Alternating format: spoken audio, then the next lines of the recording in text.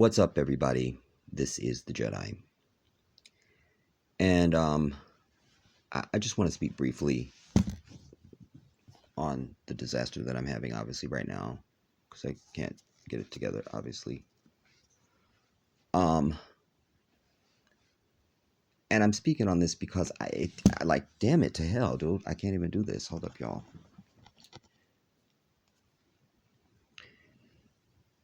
This keeps coming across my damn radar.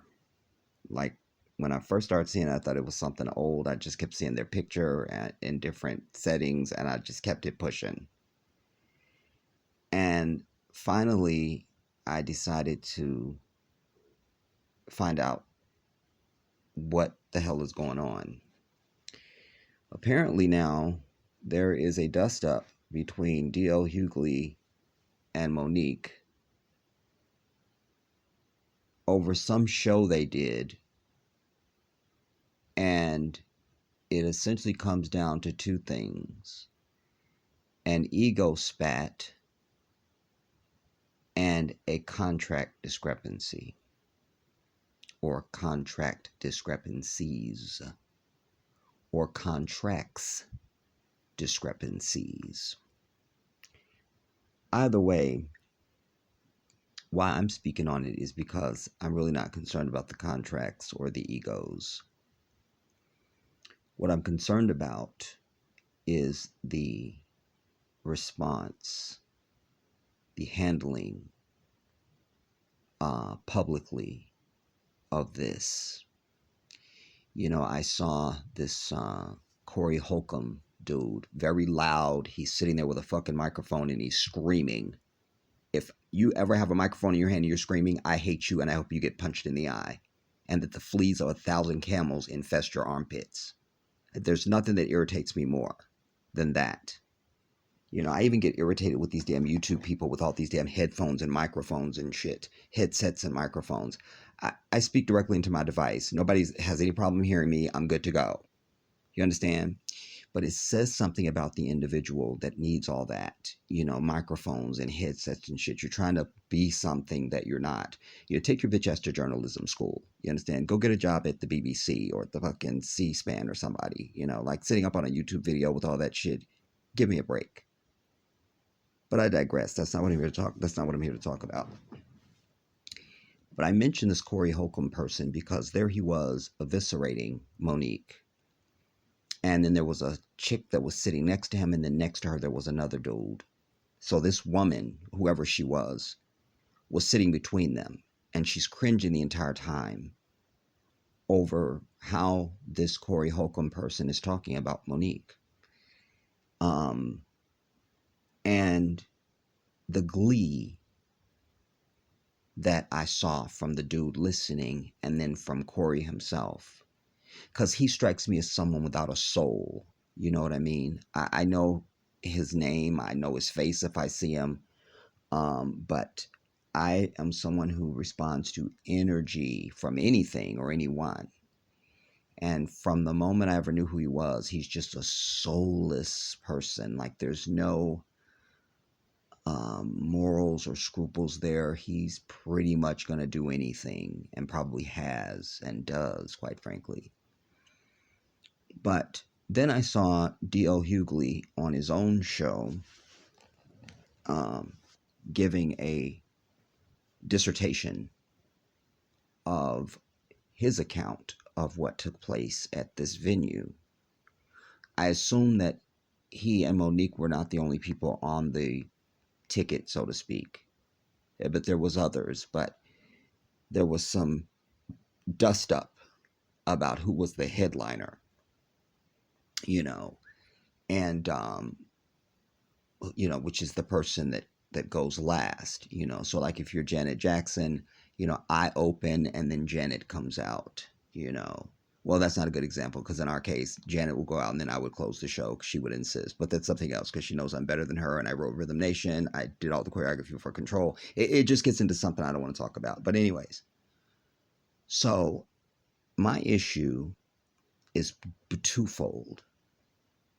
First, I'm sick and fucking tired of black men black males, pathetic ass black males, because you don't deserve the title of a man. You're not a fucking king. You're a bitch. In fact, it's a word that's not even been invented yet. So we don't even know what it is. Because this is a true phenomenon. There is no other culture, Asian, of any Jin or ease, Vietnamese, Chinese, Japanese, any ease. There's no one in the Indian culture, like from the country of India. There's no one from the African continent, any of the 54 countries. There's no one from like fucking Iceland. There's no one from Greece. There's nobody from Italy or Alaska or Russia or goddammit Ukraine or I'm not really good with geography, but there's no other, or South America, like Latinos. There's no other species, race, culture of males who get on fucking public social media or television specifically to talk shit about their women. I'm sick and tired of it. I'm sick of it. I'm sick of it. You are the same pathetic pieces of shit who can't bring a single smoke or a spark to this white devil who's oppressing all of us every goddamn day. But you got all this smoke when it comes to a black woman for anything. I'm sick and tired of this term baby mama. I'm sick of that. So we should just start calling you fucking sperm donor. That's it. Because you're definitely not a father. You're not a man. You're not a parent. You're not even an adult. So you're just a sperm donor. That's it. That's it. If our women get to be baby mama, then you just are sperm donor. And that's what it should say on the baby's fucking birth certificate. The name of the mother and then sperm donor. Don't need to have your name. Nobody cares about your pathetic ass. I was coming out of one of the stores near my house today to get my punch. Y'all know I have to have my black cherry punch, damn it, or I'll kill everybody. And some drunken ass, ghetto-fied ass Negro is trying to holler at some bitches that are not African women. He doesn't see me. I see him last minute because his back is to me. He's so busy trying to holler, I'm so at you, that little cheap shit. Like no approaching a woman with any sort of couth or intelligence or what you have to offer to the world. Just petty ass 16-year-old adolescent ass shit. Well, his phone fell out of his hand because I bumped into him and it cracked the fucking windshield. And he looks at me. Oh man, look what you did to my phone. I said, look what you did. You weren't paying attention. You were so busy looking at them. That's your issue.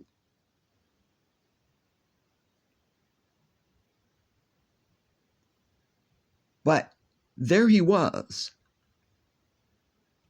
And that same nigga who was all bent out of shape over his pathetic ass little phone doesn't have shit for this white devil. Not a damn. That's what kills me dead. Because it verifies to me that black men are punk bitches by choice. And you're weak because you're not willing to take on a real challenge, a real fight, a real enemy. But anybody you can imagine and sort of make your enemy, then you got all this smoke and all this woof. So my issue with this is the constant disrespect of Monique. He called her an occupational hazard. But he's a bitch, D.L. Hughley, because in his dissertation, he's giving past history of job offers that he had to work with her, and he turned them all down. You know, after I talked to people and I talked to people, that was a bitch move. There's nothing worse to me than when men act like women, and at the very least, less than a man. There's a certain decorum and a standard of character and way of doing that men articulate. You see, it's common, we know women coalesce more together in groups, so they tend to communicate. We would call it gossip. Whatever we're going to call it, men should not be gossiping. Men should be building, strategizing, plotting. How are we going to better the atmosphere for our women and our children, and by extension, ourselves? But you're not having those conversations. You're not doing that. And this was bitchy on the part of D.L. Hughley with this. He talked to people and talked to people like you're a grown-ass man, a grown-ass adult with gray hair and everything. In fact, that fucked up ass goatee he has now is white as goddamn snow, which makes my eyes burn. That should be a lawsuit. But you can't just call up your sister and say, look, I don't mind doing this project with you, but here's my issues. You know, let us understand each other. Like, forget what anybody else has to say. That's what men do. My second to the oldest nephew, Kareem, when I was still living in Maryland, is when he got with his fat bitch for a wife. She wasn't his wife then, and I still don't know if they're married to this day. But she's a bus, a double-decker bus. Nobody told me this. But what I was hearing reports of when I was in Maryland is all the problems she was causing to the family. And more importantly, the problems she was causing for my nephew. And I didn't appreciate it. So even my father could not stand her. So when I get to California, and whenever I finally meet her fat ass, which I was taken aback because nobody bothered to tell me she was a bus. They're telling me all this, everything about her, but nobody mentions she's a mass. So I walk into his apartment to surprise him, and Jabba the Hutt is sitting stretched across the fucking, you know, I couldn't even hide my shock, in that moment. I was like, hi. I just was taken aback. But why I mention her is because one of the first things she said to me was, I know your family done told you everything about me. You probably don't like me. I said, I'm going to tell you something like this, Alicia. I said, I hear from my family, but I'll make my own evaluation. That's what I can do. And that's what I did. And I couldn't stand her ass, and I ended up body slamming her. That's something else. Wallahi, that happened. I slammed her fat ass because she was attacking my nephew one day. But my point is that I went to her directly, and I established my own assessment of her based on her actions and interactions with me. So D.L. Hughley is a professional. We put that in quotations. And you're supposed to be a father and a husband. You can't just go to this woman and sit down and talk with her, because Monique and her husband are very level-headed people. And I've told you guys, I had the absolute unparalleled privilege of meeting Monique. And I can tell you, this woman was just like you've ever heard or seen her. She is that genuine. I was visiting back east in Maryland, and some of my buddies, and we'd all gone out to one of our dance spots. And the place was hot, so we went out back to get some air, and one of the brothers came out and said, I gotta hurry up, I gotta get back inside to my girl Monique. He kept just saying Monique as if he was as if everybody knew his girl. And it just started to wear on me a little bit. Like I might punch him, because like, why are you saying Monique so much? Like, what is this? Who's this Monique? As if I would know her, like to be like, what do you. So finally I go, what Monique? What are you talking about, Monique? Because he was obviously making it a thing. He goes, Monique, the comedian, Monique. I said, Monique is here? Psh, that's it. Boom. So I said, well, I got to go in and see. She goes, well, there's security. Well, he doesn't know who I am. Like, I've been around too many celebrities. I know how to get to celebrities. If I'm in a room with a celebrity, they will meet me. I will shake their hand and I will talk to them. It's never failed. This would not be any different. So I made eye contact with Monique, and she made eye contact with me. I waved at her, and I stretched out my arms, and she waved me over. And I went up to go hug her. She said, Sugar, I'm wet, because she had been out there dancing. She was soaking wet. I said, Monique, I don't care. And we hugged, but she didn't just hug me, that fake celebrity hug, like thank you for being a fan type thing. She hugged me like we had just had Thanksgiving dinner and we hadn't seen each other in months, and we had so much to catch up on. Wallahi, it felt like that, y'all. It was that.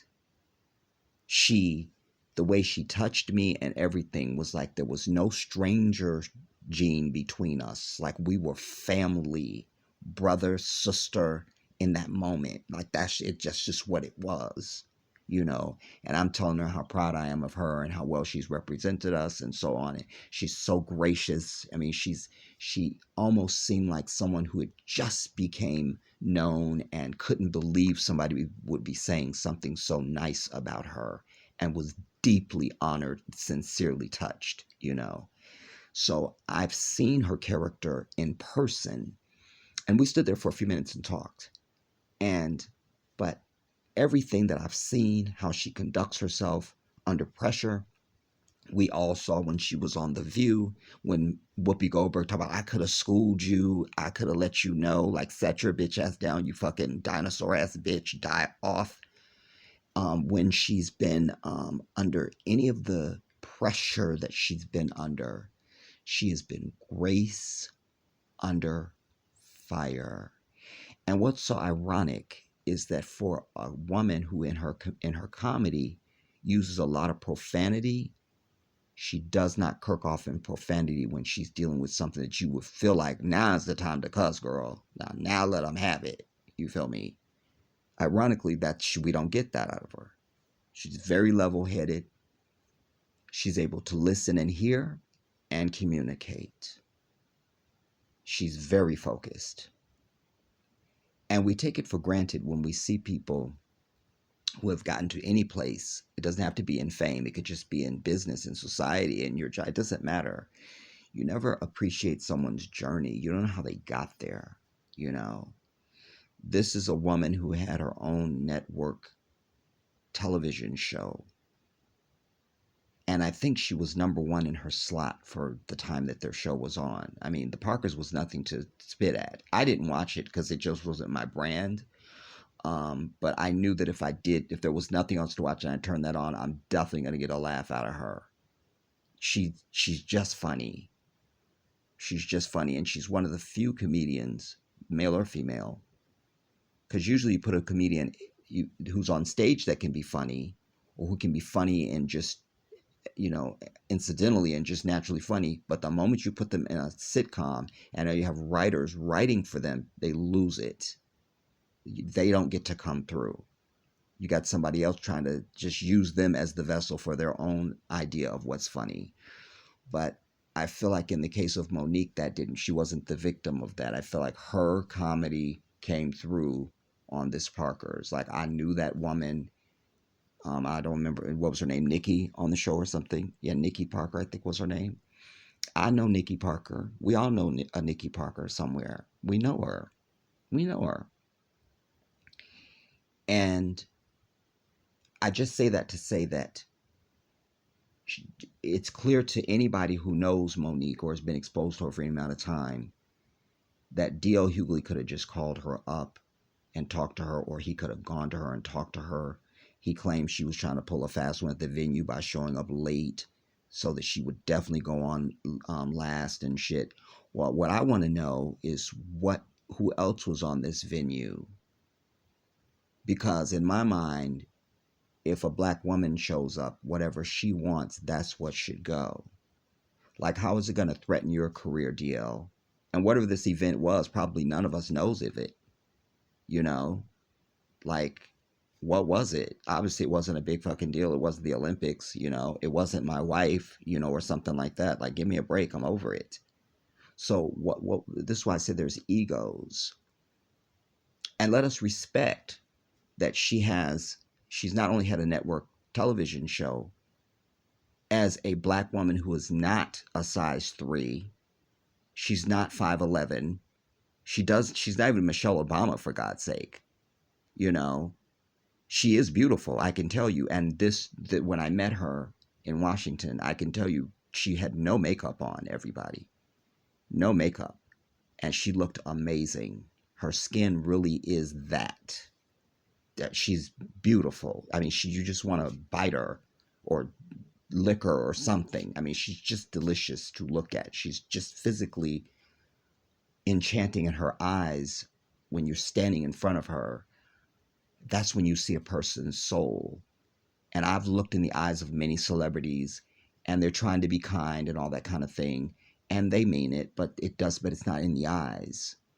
And looking into her eyes was like looking into the eyes of my best friend or my mother or my grandmother or somebody, you know, any of my sisters. You know, it was just real. That was a real black woman standing in front of me, having a real connection with me that meant something to her as much as it did to me, you know. So if that's the woman I'm meeting, then you're D.L. Hughley. I'm nobody. You couldn't just go to your sister and say, look, or even just say, hey, ladies first. Whatever you want, Monique, you know. But you get these black people. This is why we're not moving anywhere as a people. It's like who's the fucking fake Jew ass fucker that said this shit about the Clippers guy that had to resign, whatever, the fossil. Anyways, but again, truth comes out of all kinds of spaces, everybody. Donald Sterling or so, I can't remember his name. Fuck him. Anyways, but he was saying like the Jews, they save they pool their money. Excuse me. They pool their money. They help each other. None of these Sambo ass people, including D.L. Hughley's bitch ass, does a fucking thing for anybody. None of them. Not one of them is doing a damn thing for any of us. None. Meanwhile, if we had the African population come over here and take over, we would thrive tomorrow.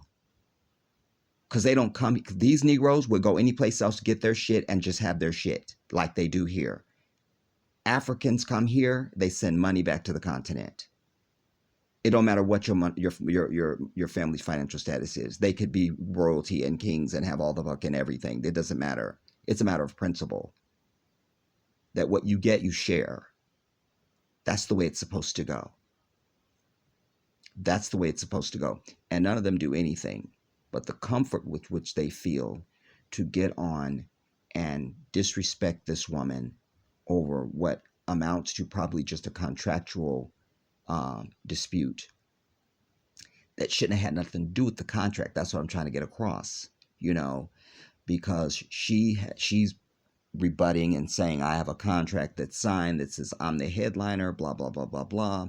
And he's saying, no, your contract isn't this and that. And I have a contract. And then we find out that his contract was signed is dated the day after hers, but hers is signed and his is not. I mean, you know, but then she also has an Oscar. So there's that. You don't really have an Oscar, D.L. Hughley. And he's also a thorn in my side, if I can just speak personally, because I told you guys, back in the day, I dated a sister by the name of Calandra Fleming. Calandra Fleming. I'm going to say it again. Calandra Fleming. She's somehow related to him, because that's how I knew who he was to begin with. We were out on a date one time, and she pulled his 8x10 glossy out And she said, do you know him? And I go, I don't know him. Frankly, his picture looked gay. Can I just say that? But I didn't know who he was. But I remembered D.L. Hughley, because that you kind of don't forget that, you know. So somehow he's related to, I forget who she said he was to her. And I only ever wanted to meet him so I could say, who is Calandra Fleming to you? Who is she? Why we went our separate ways? Because she went to the military.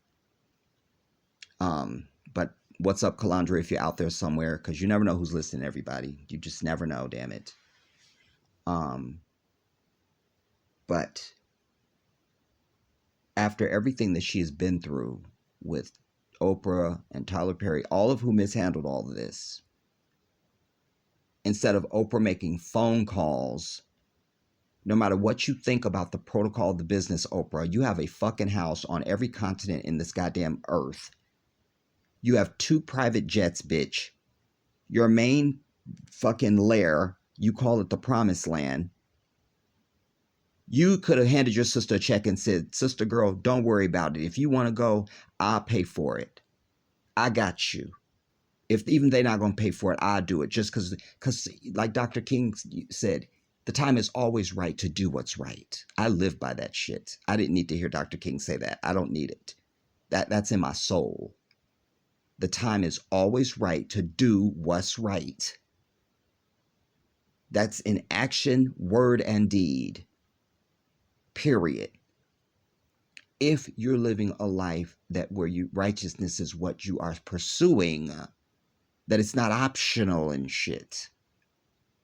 And what's right is, and the sister is wounded because of all the scandals she's gone through with Netflix and Tyler and Oprah and Lee Daniels. And then recently Lee Daniels apologized to her. 50 Cent just put her in some fucking show, which is fine for her, but I still hate him, but I'm glad for Monique, whatever. Hope he dies. That's something else.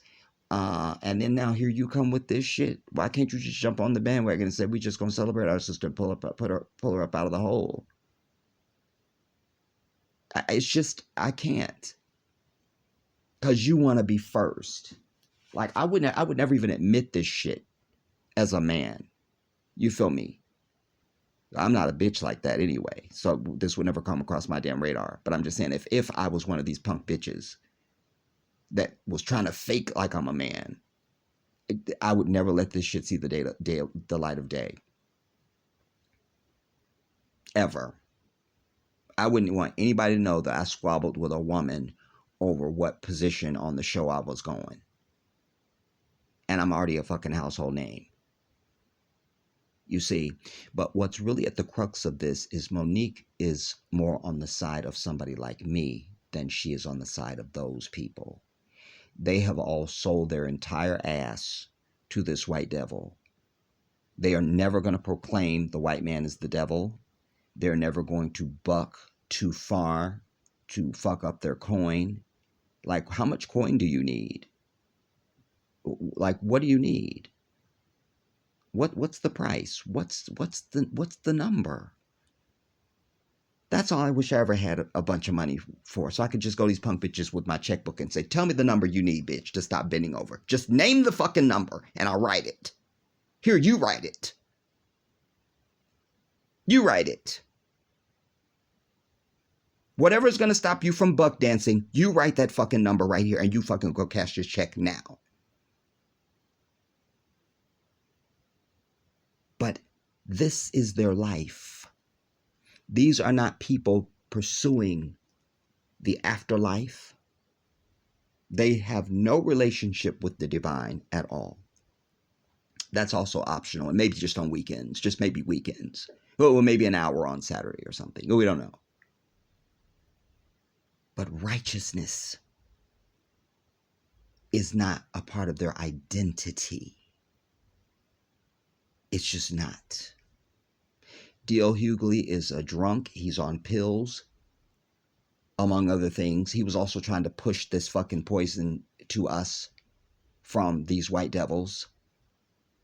I still don't believe the fainting act at the fucking club where he claims he had COVID. I don't believe it. I don't need to. That's my prerogative. Damn it.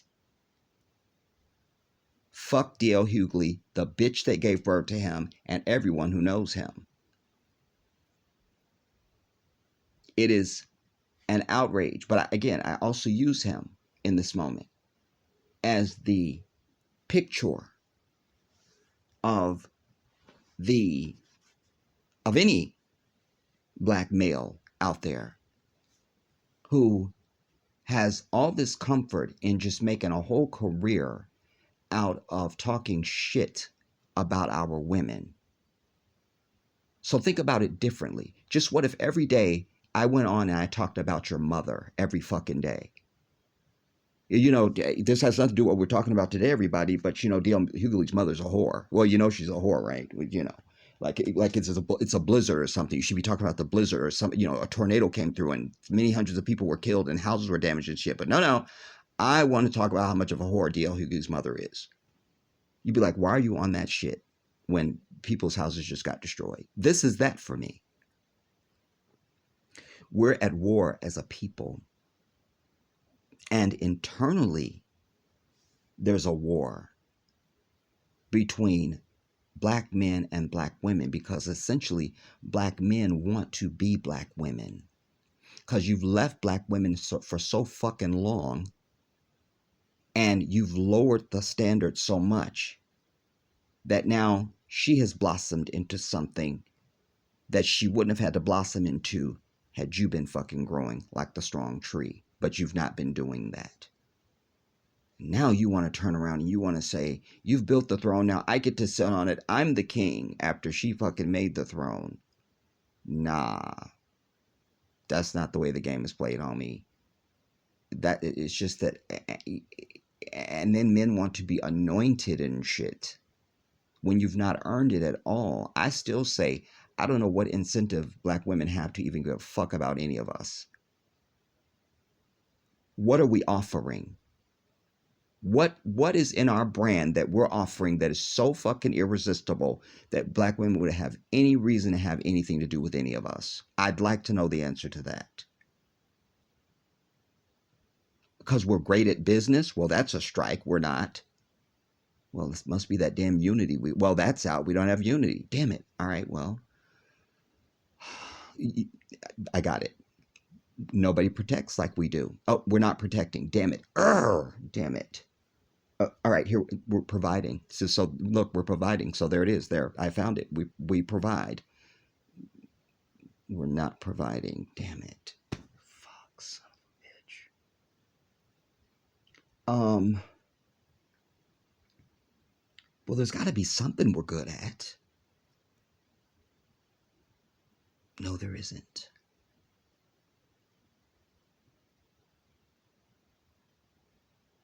There isn't. You see, in business, there's something known as leverage. Even in branding, this term comes up. Leverage. Leverage is the grip, the advantage that one holds in reputation, product, holdings, branding, something that gives you a place of authority and a larger bargaining chip when you step to the table. So you've got a tricycle, and we want to talk about, you know, I don't know, some negotiation where something is going to exchange hands between you and I. And you are asking, I don't know, 50,000. And I pull up in a Bentley, bitch. I kind of have the upper hand. I want 500,000. Fuck it, I want 5 million.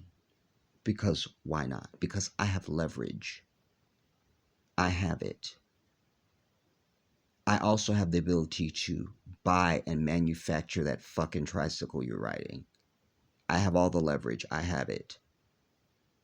You see? We don't have anything to leverage that would hold our women in our grasp other than we look like them and we belong to them and they belong to us. But I've never been one to believe in automatic inheritance in matters of relationship and family. I had to learn that with my own family, you know, where people tell you, well, you know, that's your family. You're going to have to always love. No, I don't need to. And I had to learn that. Just because they're related to me, they're not entitled to me. They're not entitled to me just because they're related to me. Bye-bye. Don't need it. You're toxic. Get out my face. And so, such is the case here. Black women do not need us. They have more income per capita than black men. They are more likely than not to have a residence of their own that they're keeping that's in their name with all the utilities and all the shit in their name. They're more likely to have transportation of their own and some form of credit and education. That's your average black woman out achieving black men. That's the fact of it. And if you don't like it, then you go and you fucking fix it.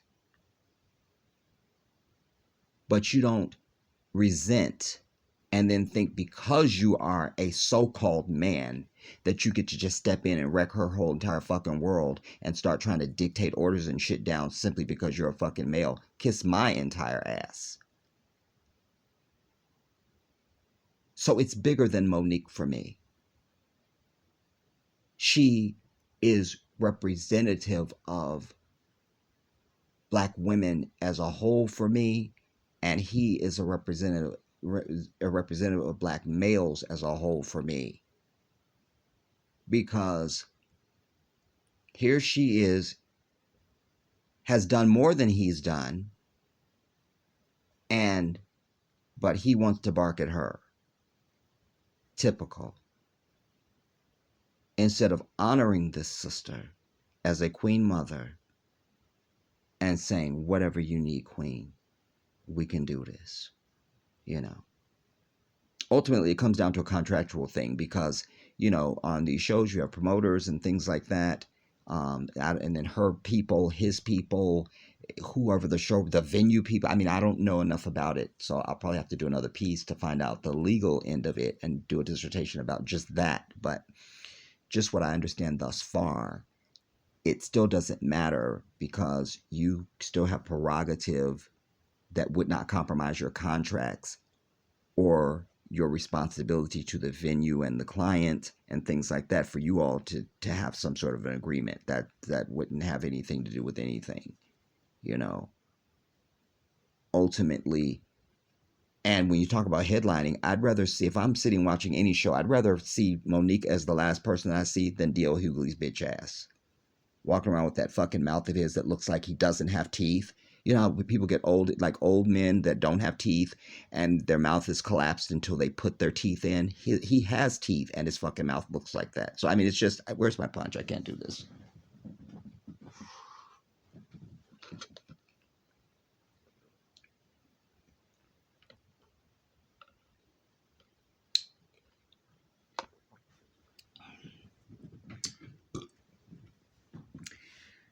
I just can't. I can't, man. I can't. Nobody else does this shit. Nobody. He's one of these bastards that sits up there on fucking this blood-sucking fucking parasite Vlad.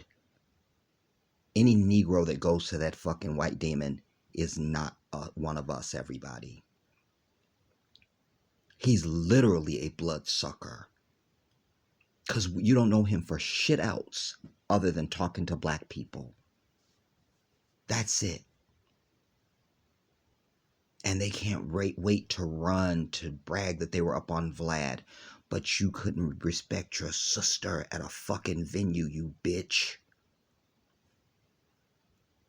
Then he goes to talk to the fucking pixie rainbow unicorn on TMZ who has him on. Good to have you on, DL. Yeah, I bet you are, DL. Like he's the go-to spokesman for the fucking black community. Kiss my ass, dude. I'm over it, man. But I'm over any and all black males who, because you're not a male, because real men can handle their situations, they handle their interpersonal relationships with their women, and you never hear about it. You never hear about it. It's funny that I'm even talking about this because when I was out earlier today driving, I thought about, you guys have seen, I've shown you pictures of this sister that used to, well, she looked like Janet Jackson. And so I put some of my dancers and myself with her, and we had an agent. We did a bunch of things. Anyways, she had a brother. And for some reason, he came across my mind today because of a song I was listening to. And I was thinking about him in this, his name was Theo. And I was literally thinking of him in this context because I was like, wow, Theo was really like me in this way, you know, because I've always been the type of man that's very private with my relationships, you know. It just always been the natural way. I never, if something else had been natural for to me, I guess I would have expressed that, but I just never felt that inspiration, you know. So I was always I'm never the guy that's going to sit around and, you know, talk about my girlfriend and, you know, sit up with the fellas and, you know, just sit there and objectify women and things like that. I'm just not, I'm my pay grade is a little higher than that, you know. And certainly any of my interpersonal relationship between me and my woman is not something that I share, you know, like if you're with us or around us or something like that's what you witness, you know, you see that. But all this telling you my secrets and telling you our little interpersonal stuff, that's just like, that won't come up. That's just off limits.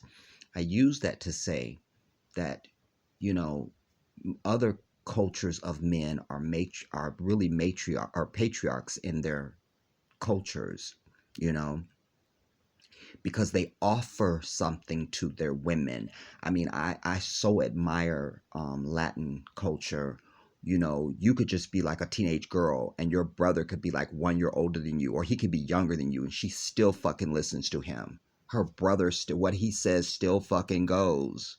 That's it. He's looking out for her and he understands his responsibility to her, so he's not going to do her wrong. And she knows she has to fucking listen to him. That's the pecking order. That's your brother, you listen to him. Period.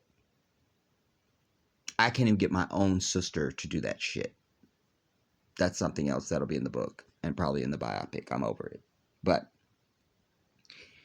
even when I saw these fake crisis actors out at the Texas shooting, even the bastard that couldn't remember what grade his daughter was in. My daughter, she's 10 years old. My daughter, her name is something Guadalupe Perez or something. And she's 10 years old. And then the reporter said, what grade is she in? I don't remember what grade she's in, but she's 10 years old and she's my daughter. Like, get your bitch. If you don't get your bitch ass off camera. But even in that though, his wife stood there. He spoke. She didn't speak. He spoke.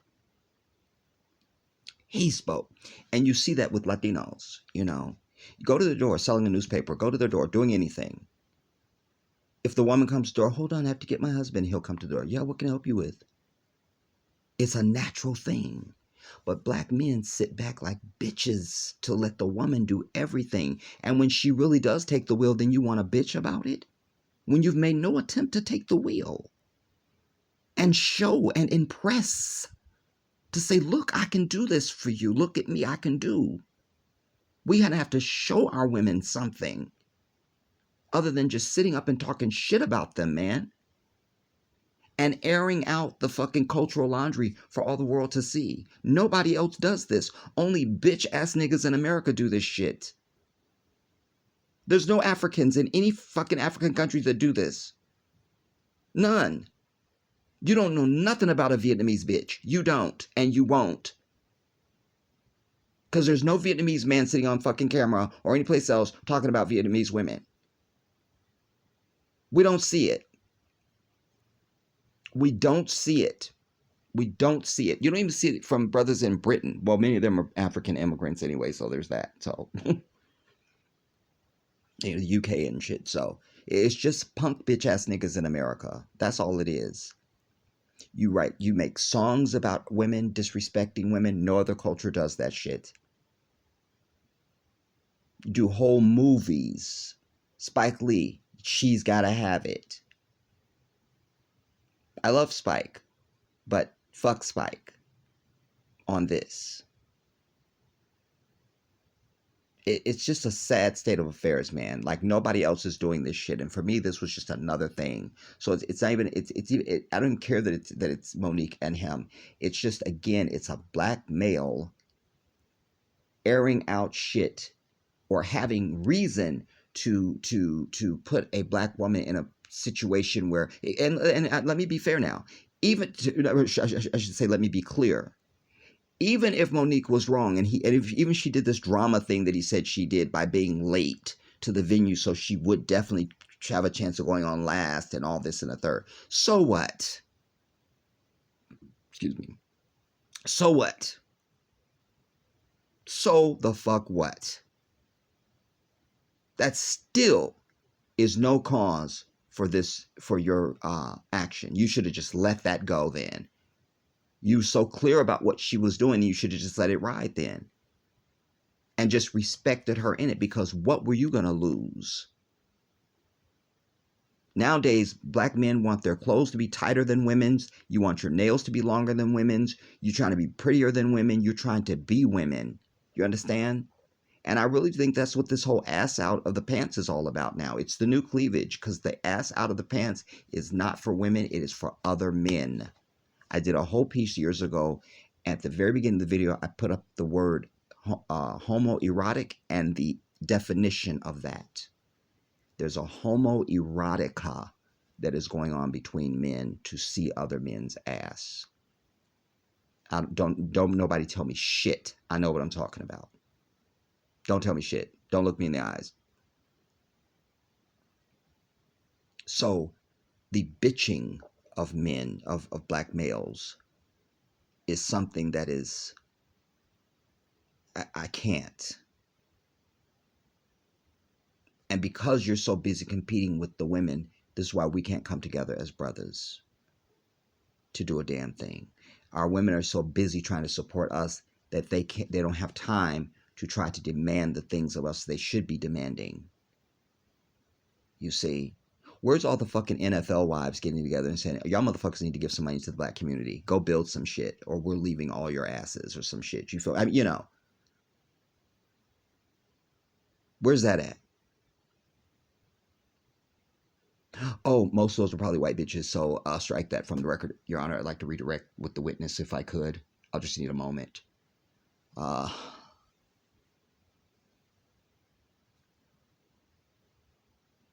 It's just all backwards. I'm going to talk more about this, but I'm going to end this to say this.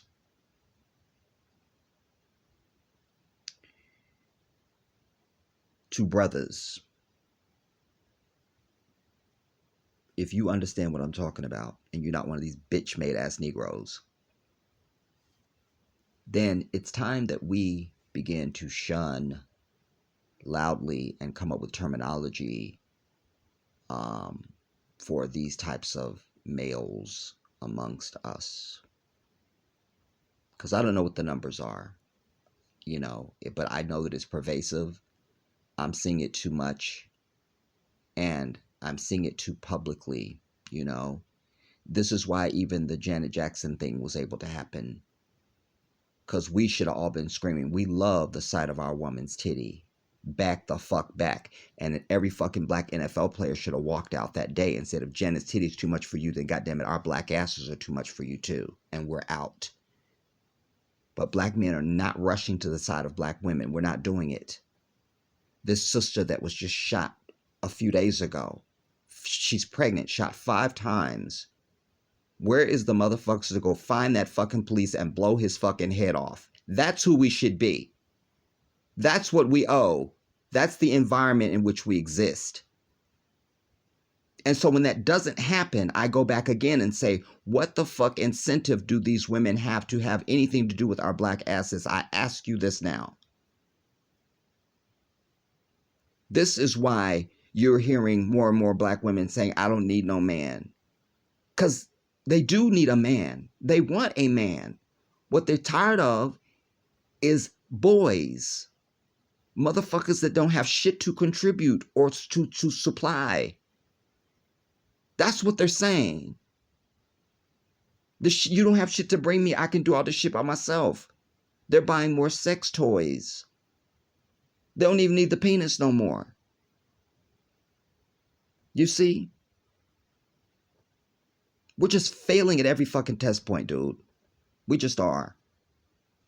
We just are. We just are. And like I say, brothers can have smoke for another brother in a hot minute. But when it comes to being over the real enemy of all fucking humanity, they're quiet as a mouse. Suddenly they love everybody and shit.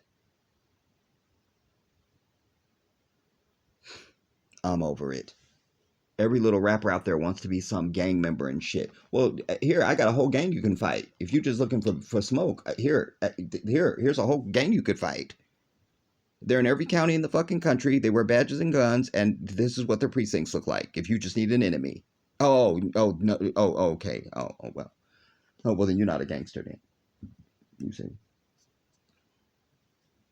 You're not a gangster then. You're nothing to respect there. It's fake. It's fake.